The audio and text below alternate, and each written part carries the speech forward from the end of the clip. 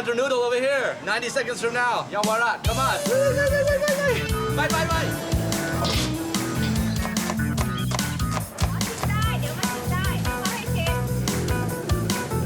He has what it takes to be a star of the cooking pots, not only on the streets of Asia, but in the world's finest restaurants. But he's far too restless for that.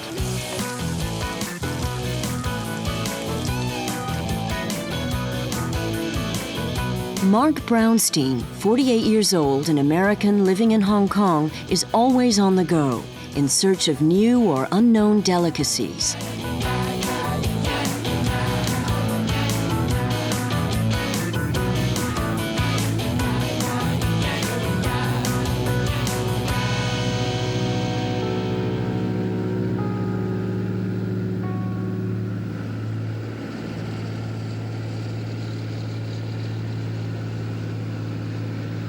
Traveling down the Mekong on a cargo boat, as usual with his friend Bun Chan. See, this makdum tree. Oh, makdum other side. You see? He's been looking for the makdum tree for some time. All right, we should check it out. Good, huh?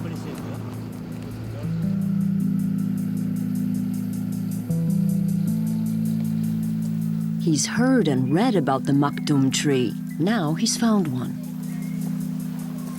A little bit higher, 1 meter. You got the makdum. All right, beauty. All right, no problem. Boy. All right. Got it. The makdum. No one in Europe or the United States has ever heard of the fruit. That could change, thanks to Mark Brownstein and his unusual profession.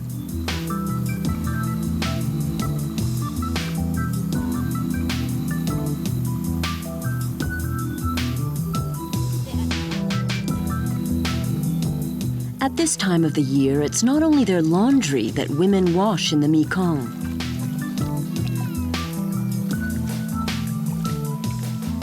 Kai, as it's known, the green river grass of the Mekong, only grows here where the rivers still flow free and unpolluted. Mark learns that kai is made into something to eat, spicy, crunchy sheets called kai pen, a traditional snack in northern Laos. Kai nam is they make complete the kai pen, like the river weed or river grass.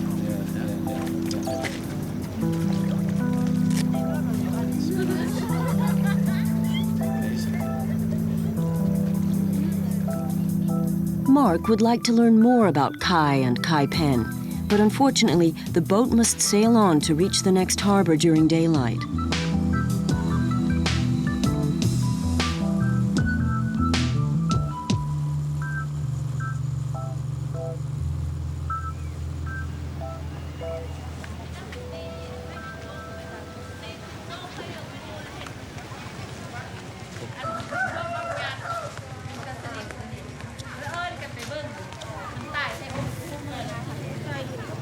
Even though he isn't really an early bird, scouring remote markets is a must for the food hunter.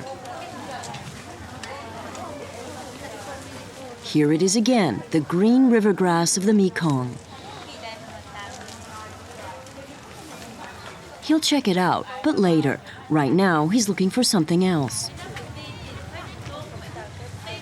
You can taste and see all these wild foods.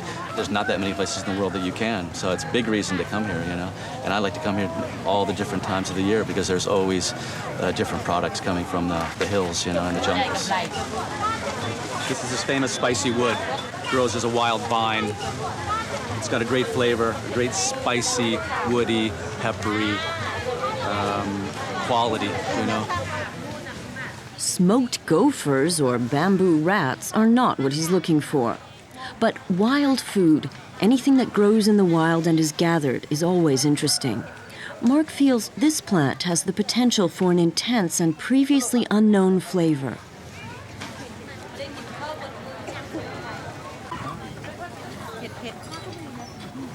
It smells super fresh, almost lemony. It's from the mountains, the woman says. The mountain people gather it. It's native peppercorn from the mountain. It's fantastic, great flavor. Spicy, peppery, you know, a little bit of electric, you know, zing, you know, to this thing, you know. Really spicy, you know, not hot like chili, but spicy. I would infuse a vodka with this, you know. The vodka thing is, you know, it's like, yeah, out of control. There are vodka bars with 80 vodkas. And people will infuse a vodka with just about anything. Fruits, peels, you know, seeds, spices, but no one's used this one.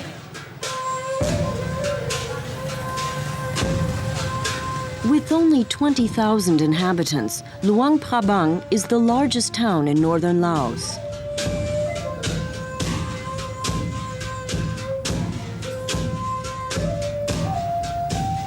To this day, Luang Prabang is the center of Buddhism in Laos. 700 monks live in town in 35 temples, wats as they're called.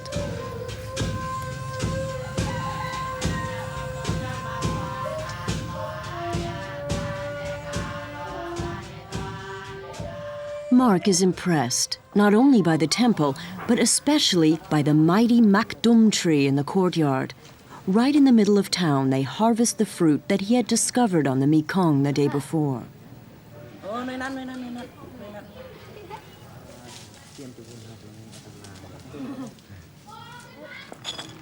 The novices tell him that it's been used for ages for making tea.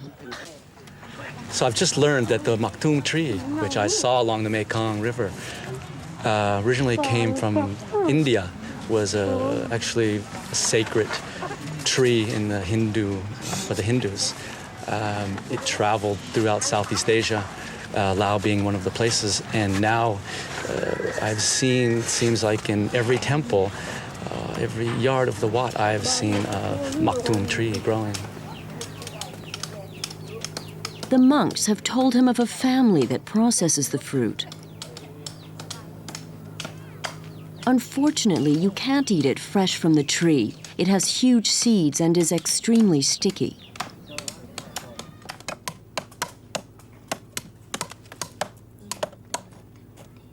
That's why this citrus fruit with the botanical name Aigli is only used for making a tea which relieves stomach aches. It's not eaten.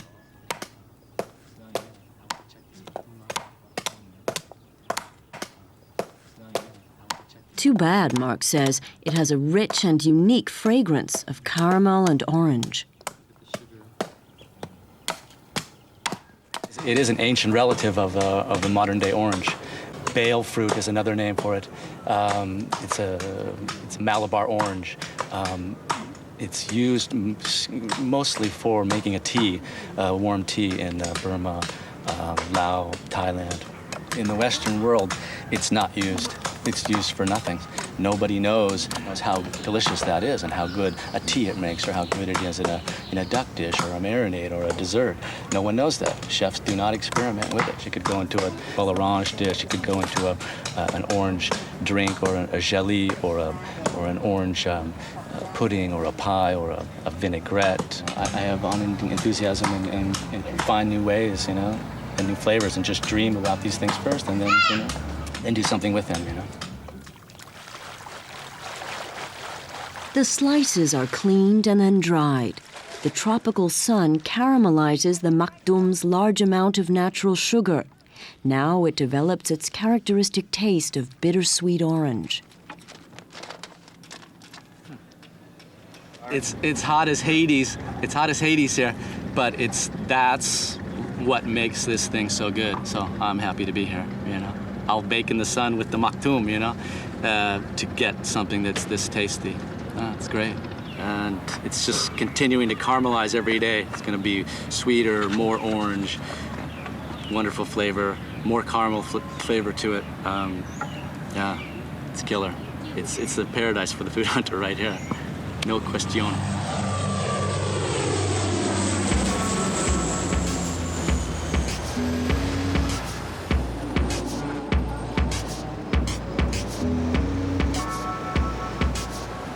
Glass and steel, exorbitant real estate prices, and one of the world's largest stock exchanges. This is where the food hunter lives.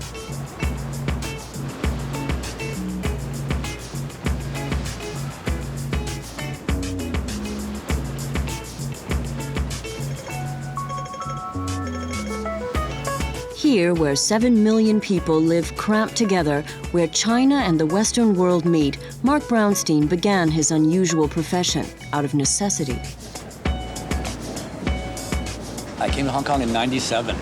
My wife and I wanted to live in Asia for a while and wanted to work here. I was a landscape architect in California.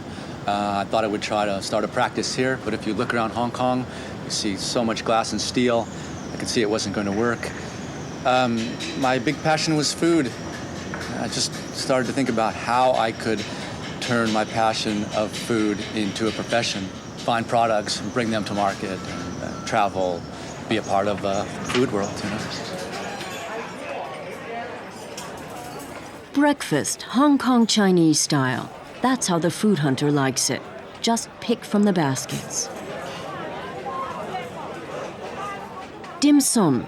That's what the steamed tidbits are called. They're filled with duck, fish, tofu. Sweet, spicy, sour, hundreds to choose from.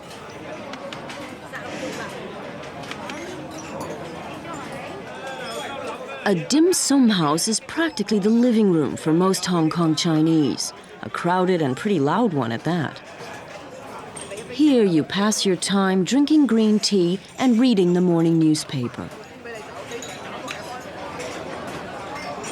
But even a man with a vision has to start his daily toil at some point.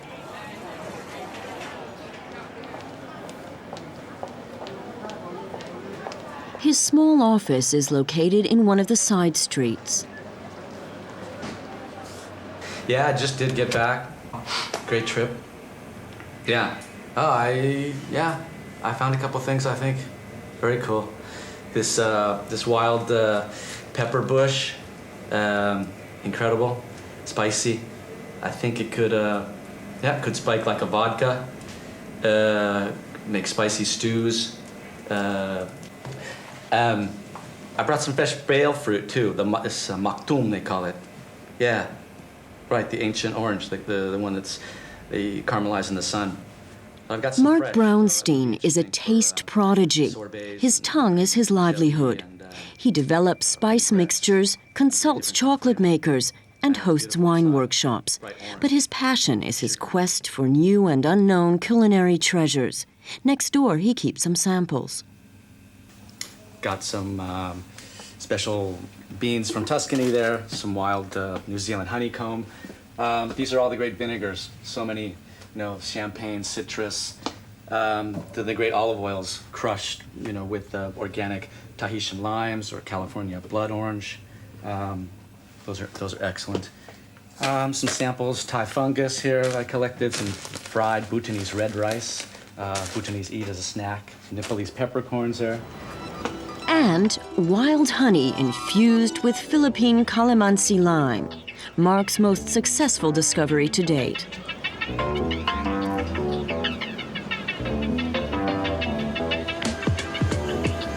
Some of his products he sells in large quantities on the gourmet market, and that is his bread and butter business.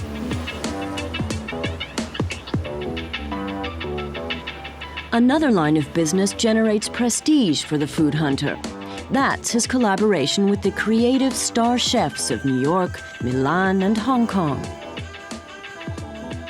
Harlan's. Oysters and champagne are essential to this trendy restaurant in the financial district.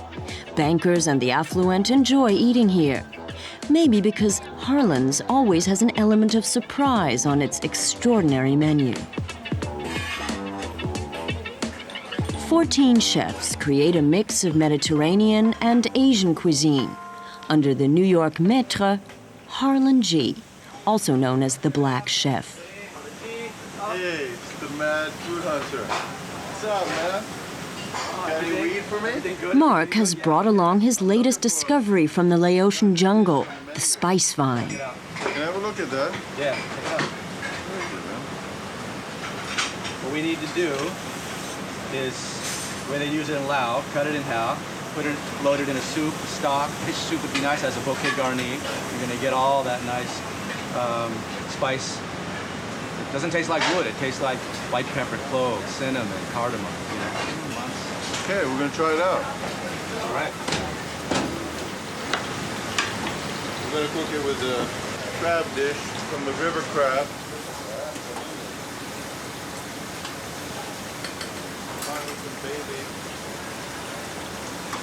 Mark's a little nervous about what the great chef will think about his latest find. I was surprised how much flavor it has. Well, I think there's, I need to be able to experiment with it a little bit, but it has great potential, something different, unique, and that's what I want in my restaurant. I want something different. But I do like to have one or two things that just blows everybody away. And this is it, baby. This is the wacky wood. Woo! And here we are in Hong Kong. What can I tell you? Anything goes. Anything all the way goes. from the jungle to Hong Kong. Amazing. Anything goes. Hey, good to see you, brother. See you now. All right.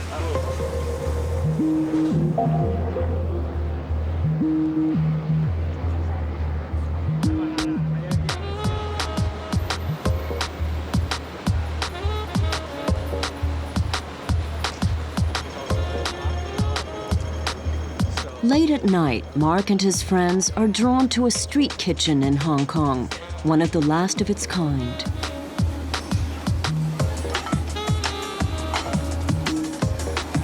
Here, by the roaring fire, the skill and artistry of genuine Cantonese cuisine can still be admired.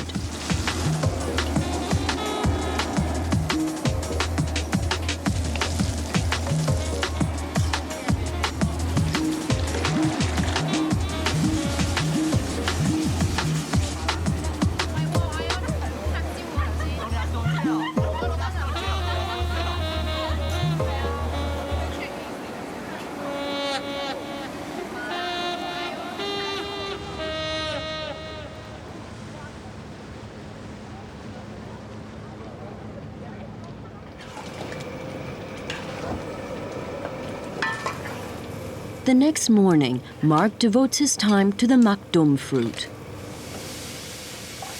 Using a hotel kitchen and assisted by a friend, he concentrates on one of the essential tasks of his profession, test cooking.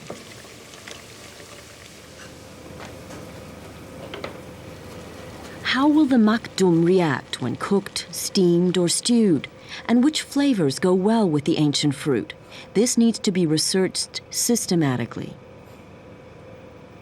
Rarely are the treasures of the jungle ready to sell. It takes time to turn a discovery into a product. I mean, like this, for instance, is kind of like the R&D, the experimentation, So to think about what to do with these things, to make some infusions and some teas and some mixtures and spices and then to use some of these ingredients in a traditional and maybe then a not so traditional dish. Yeah, I would bring them the raw ingredient, but then I also might bring them a sauce that I've done so they can see the ingredient, see what could be done with it, and then they could be on their own.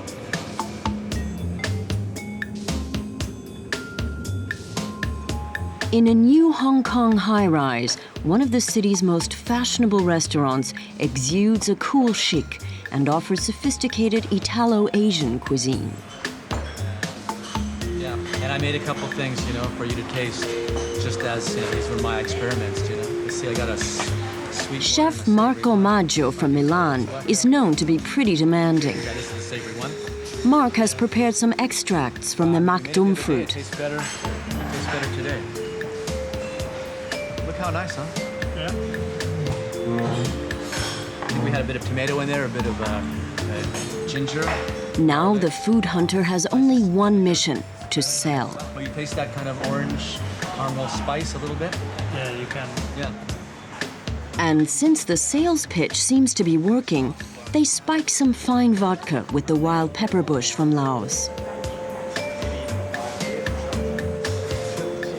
Competition is tough among star chefs. They're under enormous pressure to perform. They're always on the lookout for the new, exciting taste, but don't have the time to travel. I think chefs need and want to work with me because I'm like their best friend. They can just call me and say, what's new? You know, either as far as a technique or something I saw, a product, part of a recipe that they can make their own. There's a lot there that they don't get day to day on their own. You know, they can't research that. They have too much work to do. Besides working with the chefs, the things that pay the bills and allow me to grow in the business are consulting for chefs and retailers in Shanghai, sending special products in volume to gourmet retailers in America. These are the bread and butter jobs for the Food Hunter.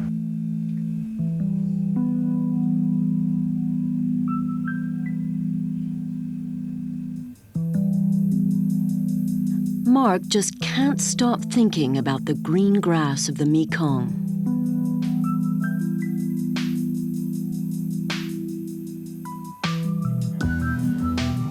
He flies back to Laos. Now he's determined to find out all about the river grass and what they do with it in the villages.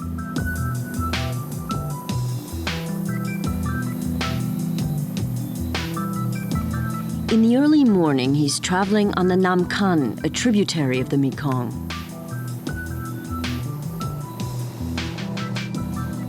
The food hunter is on the prowl again.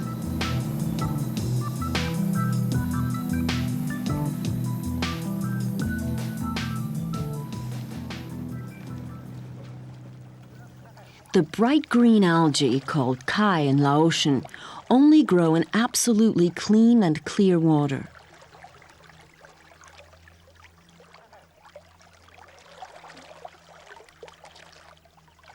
When the water level drops in the dry season, the river grass is picked off the stony riverbed, and right on the banks, it's thoroughly washed and patted until tender.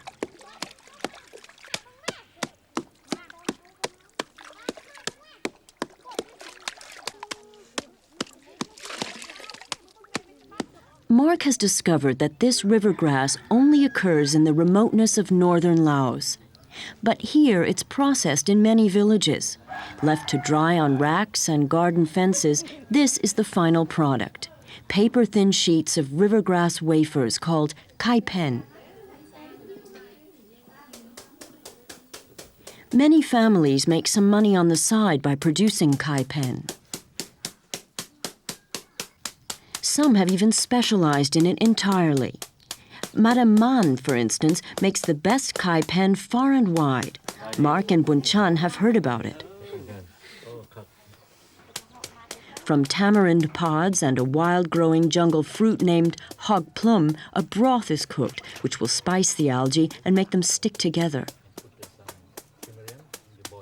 It has to cook for 3 hours, Bunchan explains. Then it's sep, that means tasty. Unprocessed, the river grass is soft and fluffy, and it smells as fresh as the river from which it was taken. Soaked with the broth, strands of river grass are laid out and shaped into thin sheets.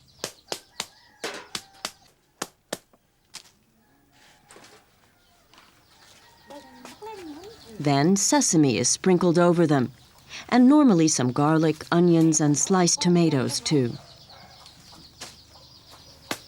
Kai pen is a traditional snack in the Laotian villages, Mark is told. Oh, we've been making kai pen for generations, says Madame Man. Mainly for ourselves. We don't really have that much here in the villages. Only recently, the townspeople have found out how good it is. Now we're even making it to sell. And the little income helps a lot.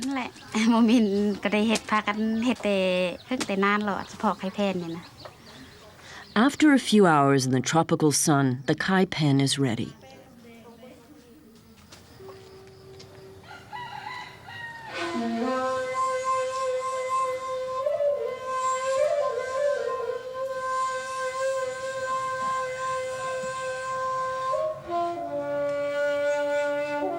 "700 monks receive their daily rice.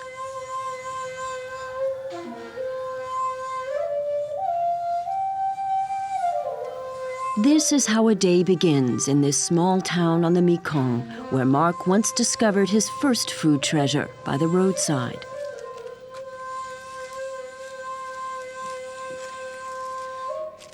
By sheer coincidence, he came across the air-dried Laotian cracker called khao kiep. In her modest hut, Madame Duong Vilai now produces almost exclusively for Mark's luxury chefs. Recently, she even started using a machine. But no matter how many khao kiep she makes, the cooks buy them all. Mark always knew they would.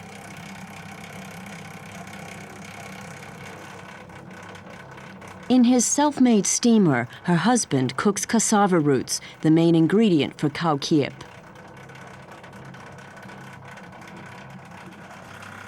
Add coconut flakes, sesame, ginger, and lots of palm syrup. Riding a bike on some of these streets off the main road, and saw all the racks on the street, so I just bicycled past it. So I was just impressed by the art of all the hand work that went into it. And then it was beautiful, and I just fell in love with it, you know, by looking at it. And then, you know, when I first tasted it, when I first fried it, I couldn't believe it, you know, how delicious it was. There used to be a lot of families here that made khao kiep, Madame Dong Vilai says. The whole neighborhood used to be called the khao kiep area. It's an old tradition. Well, only the Laotians were eating it, and then it became old-fashioned, and we had less and less khao kiep out on our racks. But then all of a sudden, a stranger came and told us how good our khao kiep was. Now we make it again, loads of it, even for export. Mark keeps on ordering all the time. I didn't even know it was so good. I mean, it's only a simple Laotian tradition.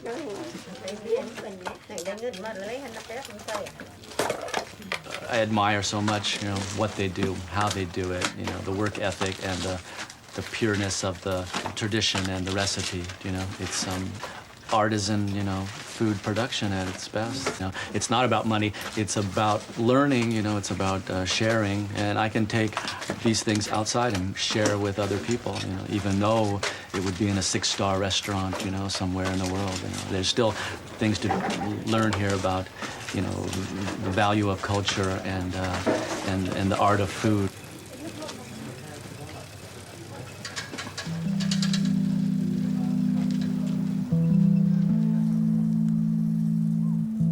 In the meantime, Mark Brownstein has gathered quite a selection of kai pen. On every river, in every village, the river grass sheets are made somewhat differently. But what does this stuff taste like? Once again, the food hunter faces his most common problem when traveling. He may not speak much Laotian, but there's one phrase he knows in many languages. Can I borrow your kitchen for 1 hour, huh? Mark uses various cooking techniques to prepare the river grass sheets. Under the friendly gaze of the neighbors, he finally does it the Laotian way, dipping them into oil for a few seconds.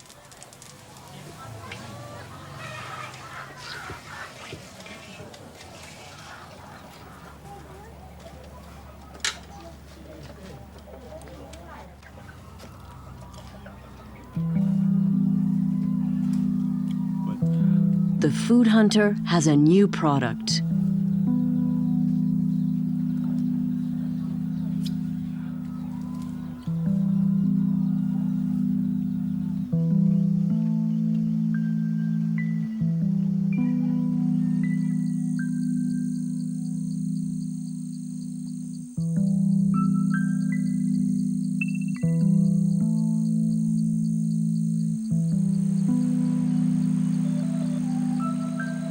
Before long, he's on his way again. Mark Brownstein, the Indiana Jones of Asian cooking.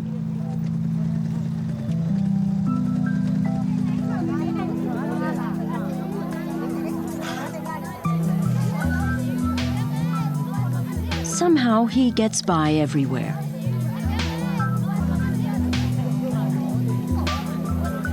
Even here, in the remote areas where Laos borders on Vietnam, he roams the markets and shares his soup with the mountain people.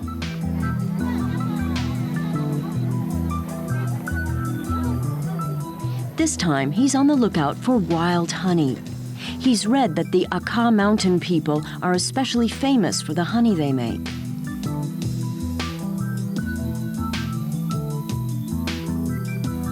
The Aka live high up on the ridges.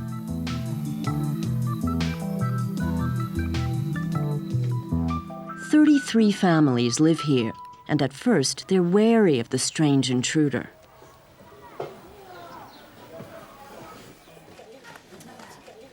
But Mark knows how to break the ice. First, he makes friends with the children.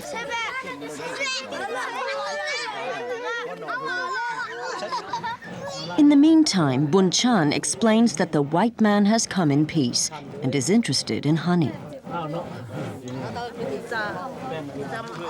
The Aka still lead a secluded and traditional life and are entirely self-sufficient.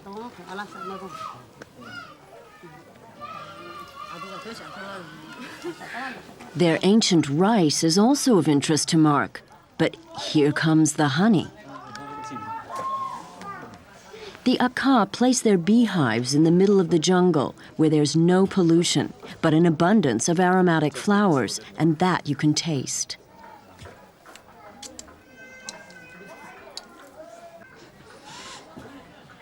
Whoa. Just sweet? Incredible. Yeah.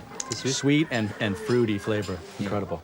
It's not so much about how good this smells. It smells like pure, fresh honey, but the flavor is just amazing fruit, amazing fruit complexity, acidity. I would love to see what is really growing there when most of this honey is made, because that's like one of the secrets, These plants and trees that don't grow anywhere else, Top star restaurants would love this. Honeys are very important for these top chefs in the world, so they prize a special honey with cheese, special cheese courses, special desserts, special caramels with this. Top chefs would just prize this, How much can I buy? Mark is still amazed by this intense honey when the next food hunter discovery comes down the mountain on the back of Mai Suk, the farmer's wife. She's been in the forest gathering nuts. Mak gu, they're called in Laotian. First, they're roasted in the fire.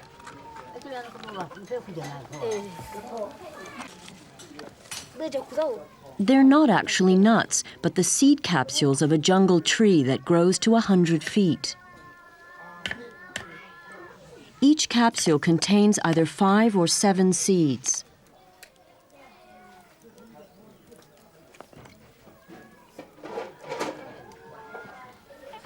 Together with some salt, garlic, onions, and chili, the nuts are crushed and made into a kind of jungle nut pesto. Let him try, the women call. See if he can take the spiciness.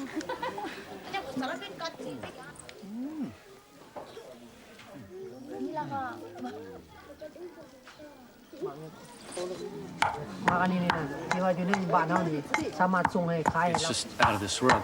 It's spicy, it's nutty, it's creamy, it's fatty, it's smooth. It's almost like a nut caviar. It's something delicious. It's just a great example of how important food is to Laos and how resourceful they are. Mark Brownstein, you're actually stealing from the cultural property of these villages. That's not setting a great example, is it? Come on, Mark, admit it. I really don't think so. I don't think I would be exploiting them. I want to share in their tradition. I want to learn from them. It wouldn't be something that if I was buying this from them and I could send around the world and make them slave away and work harder and plant more and grow more and their lifestyle would change. No, it's not about that. I have to fit with what they do.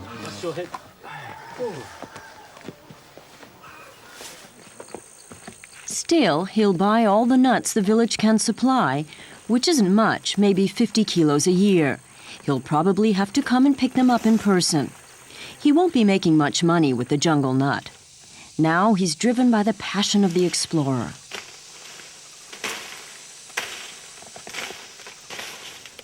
100 years old and 100 feet high, and extremely rare since most of these giant trees have been cleared, Mark is told.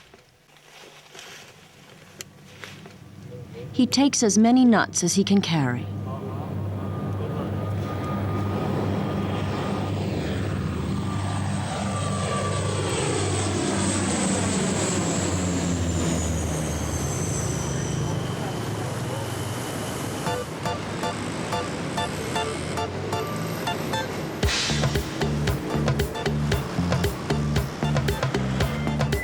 Ten million people live in Thailand's capital, and they all love their food.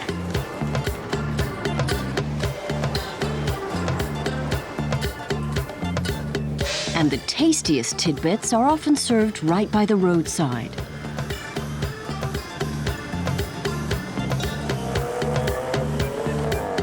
In Beijing, Hong Kong, and Singapore, they've long done away with the street food jungle, but not in Bangkok.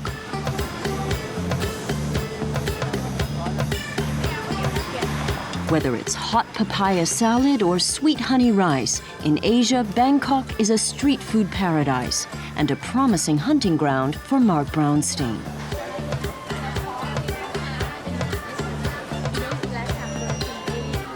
Kanikar is an environmentalist and a journalist. With Mark, she shares a passion for good food, and so they roam Bangkok's countless markets.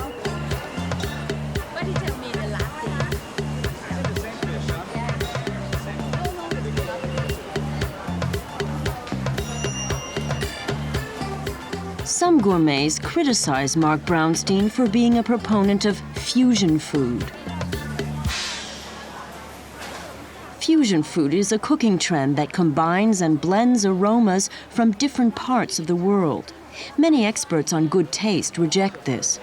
But Mark believes that a great flavor will be enjoyed all over the world and that it can be combined with other great flavors, regardless of where they come from. For Mark, this is best displayed in Thai cooking, which blends 4 or 5 different Asian cuisines into something new and genuine. Because this one you can keep quite long.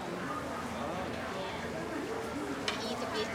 Yeah. Super hot Chinese Sichuan cuisine, and southern India's curry tradition, as well as Malaysian influences and a hint of Arabic spices. They all come together in Thailand's pots and pans. You could call it fusion, but it's also a cuisine that they put together that they can call their own, you know, and they can be proud of. And people around the world love Thai food for those unique, you know, combinations. So it's nothing silly, you know. It's taking tradition, changing it with the use of a good palate, you know, or creativity. Yeah, isn't that right, Cara? You like? Yeah. Actually, I can say that it's not just only for Thai people. Thai food is not just only choice. It's not just only eating, but actually it's like it's our identity. It's a core identity. When you ask Thai people, what is your identity? Maybe we can say culture. Maybe we can say Thai language. But the most important thing is Thai food. You know what it smells like? It smells like the village, you know? It smells like the village, you know? It smells a bit smoky. Mark is always looking for ancient varieties of rice. Yeah. It's a great flavor in these traditional varieties, you know, because they have kept their traditional qualities, you know, that they had a long time ago, and that's why they were grown, because they had a texture, a flavor, a hardiness, you know. Why cook with a you know, institutional brand, institutional variety that is just like white flour, neutral, has no flavor? Long time ago, maybe 100 years ago, in Thailand has many varieties. So I think it's like 10,000 variety of rice. Wow. But right now it's left only 100 because of the export oriented. Right. Yeah. So big company, the big agricultural company just force the farmer to grow only homari rice, jasmine rice. Yeah, if we still continue to do the export oriented, and then we just destroy our small scale farmer, our rice variety will gone. So it's have maybe just only one kind. Kanikar lives in the mechanics quarter, where cars are recycled right by the roadside.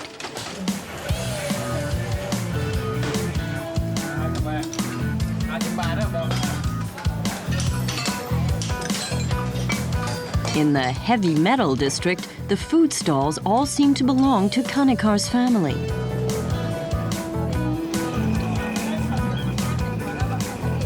This is where the food hunter relaxes. Cooking for the crowd and neighbors, just like that, for fun.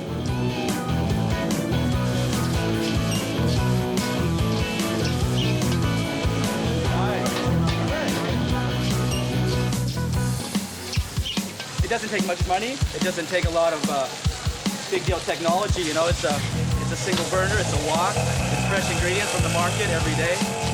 It's fun to be on the streets. People, come and get it. Put on their noodle.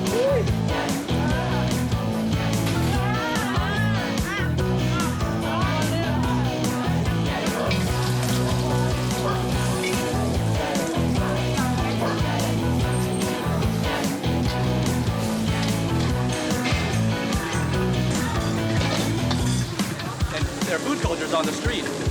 All those things that have come from outside, all the provinces. It's all in the street. It's in mostly the poor neighborhoods, you know.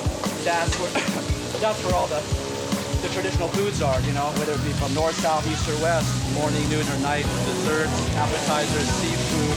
I mean, it couldn't be more fun.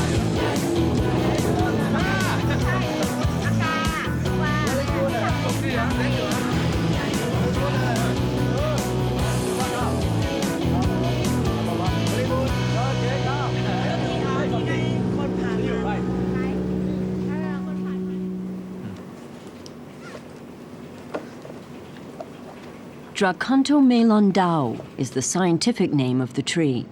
Mark is doing some research on the jungle nut.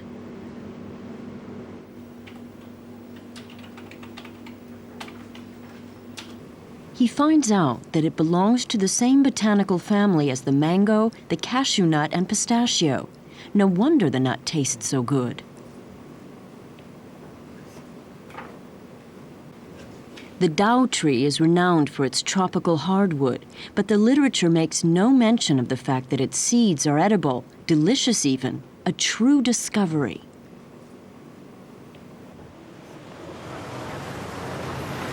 Four in the afternoon, Bangkok's streets are gridlocked. The klongs, the old canals, are the only means of travel, provided you know your way around. Mark always gets through, even if it means taking a motorcycle taxi. That may be dangerous for the knees, but Mark has an appointment in one of the world's finest hotels.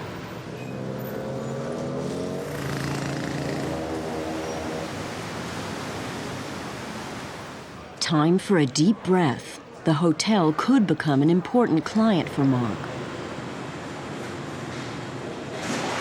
The huge kitchen is run by Chef Nicolas Schneller from the Alsace region of France. Hey, Chef. Hey, Mark. How are you doing? Nice to see you again. See you. Everything good? Yeah, everything fine. Yeah. Where you come from? From the jungle, from the mountains, from the river. So how was it? That was good. Yeah, beautiful. Where was that? Mark is offering the river grass sheets for the first time Things out here. That's that river weed. That's that and recommends steaming it. dish too. The steam dish. The flavor of the weed will go into the steamed prawn or steamed fish or steamed chicken. He explains the difference to nori, the Japanese algae sheets used for sushi. More green flavor. Nori's so sweet, I think. Then the chef discovers the jungle nuts. Try one. This is a jungle nut. It's a relative of a mango, a relative of a cashew, but it's a wild tree.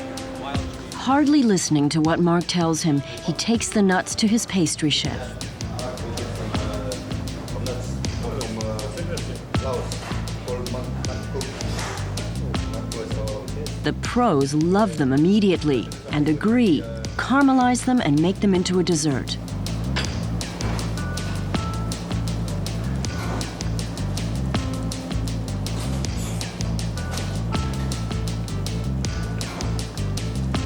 I think it's very nice to represent the jungle in the kind of place where we are, where it's very sophisticated, where the people come and just sit down and they can imagine a bit the background of the jungle. And I think today with the guests always looking for novelty, it's something that we could use, absolutely. You know, we just need to find the right way to do it, like find the nice caramelized and all of this, and could be used very well. Yeah, you just have to keep climbing the trees and running up in the jungle. That will be fine for us.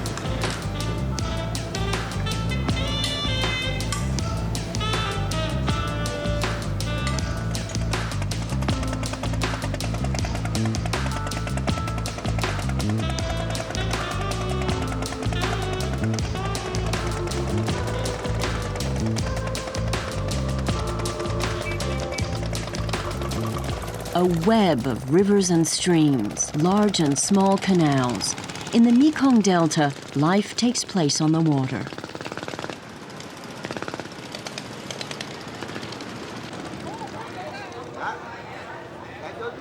Mark has come here for a specific reason.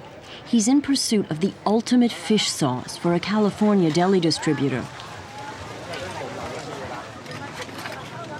All over Southeast Asia, fish sauce is used to spice dishes instead of salt. Fish sauce, the extract of fermented fish, is the heart of cooking in this entire region.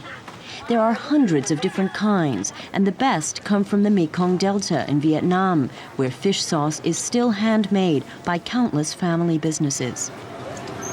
This just shows how serious everybody is down here in the Delta about the fish sauce products, you know. You could say fish sauce would be the soul of Southeast Asian cuisine, you know. It just gives that fish flavor, but sometimes it's very subtle, only gives a nice salty, balanced property, and especially in Vietnamese cuisine, you know, sometimes you don't taste the fish sauce, you just taste the dish and just how delicious it is because of the quality of the fish sauce and what it does to the dish. It's magic. The process is simple. Small sardines are salted and left to ferment in barrels for 4 months. Only the craftsman's skill and the excellence of the ingredients determine the quality. Mark is convinced that this handmade sauce will easily find buyers with the expat Vietnamese in the United States.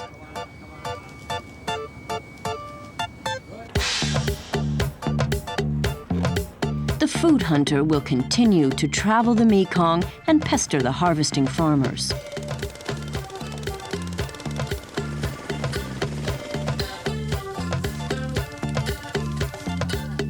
He'll continue to track down which family in the village distills the finest rice vodka.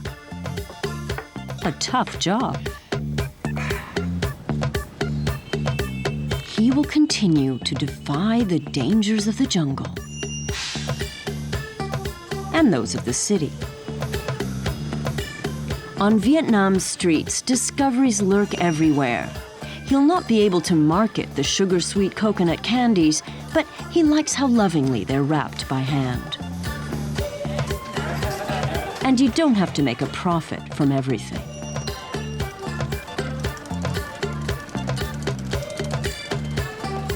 Mark loves these floating markets. At last, he can do his research and relax at the same time, watching the fruits of the Mekong Delta just float by.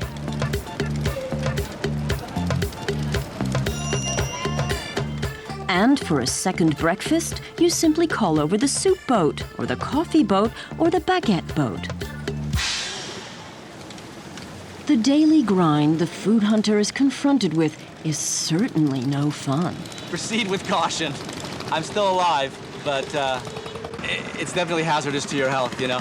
You're up drinking with people, socializing, tasting everything their wife's made, eating as much chili as they do, you know, and in the market, tasting everything, because it looks great. you know, you want to please everybody, you want to have fun with everybody, and it's just not easy. You know, you end up like groaning and not sleeping because your gut is, you know, you have gut-wrenching pain and a bad stomach the next day. You know, you get bit by bugs. Yeah, I'll stick with it, whether it kills me or not.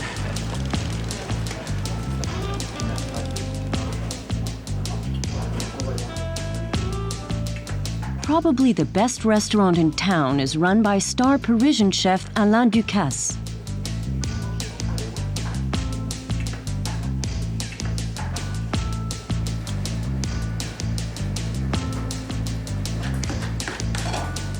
The first orders of the evening are being prepared.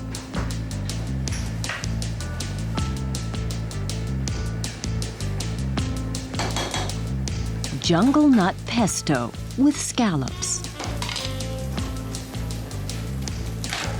And tuna fillet with strips of fried Mekong river grass from Laos.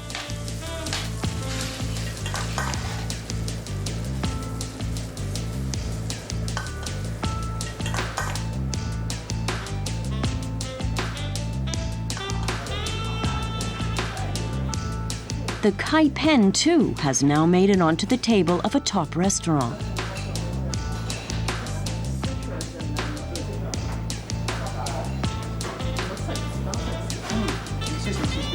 At the end of the day, it's the guest who decides